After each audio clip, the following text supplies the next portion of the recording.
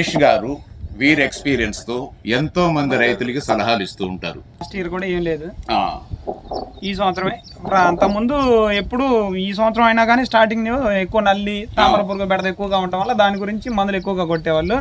ఈ సంవత్సరం middle stage నుంచి ఏమవుతుందంటే పూత డ్రాప్ అవటం ఎక్కువైపోయింది. దీని నల్ల తామర పురుగు నల్లి దాంట్లో పడేసి దాన్ని కొట్టడం వదిలేసారు. ప్రతిరోజు ఇదే, ప్రతి టైంలో ఇదే కొట్టాలని చూస్తున్నారు. దానికి సంబంధించిన తెగులు మందులు కానీ, దానికి సంబంధించిన హార్మోన్స్ కానీ, దాన్ని అందాల్సిన న్యూట్రిషన్ కానీ ఏది. మనం ఏం చేస్తున్నాం, మొక్క దోమ కంట్రోల్ వచ్చేస్తే పంట పండేద్దని భ్రమలో మనం ఉన్నాం.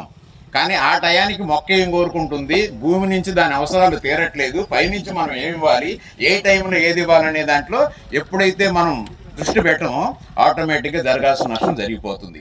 ఈ రోజు ఇంత పంట బండి పెట్టుబడి పెట్టి శ్రమ చేసి కూడా కాపు తీయటంలో రైతు ఎందుకు ఫెయిల్ అవుతున్నాడంటే అసలు దాని మీద దృష్టి లేదు. ఎంతకాడికి దోమ మందు కొట్టాను, నాకు దోమ కంట్రోల్ వచ్చింది. ఇది అసలు సమస్య.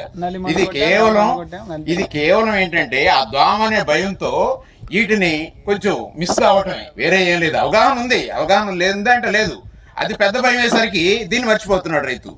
సో కాబట్టి మీలాంటి వాళ్ళు దాని మీద కొంచెం అవగాహన కల్పించాల్సిన పరిస్థితి ఉంది సార్ ఇక్కడ.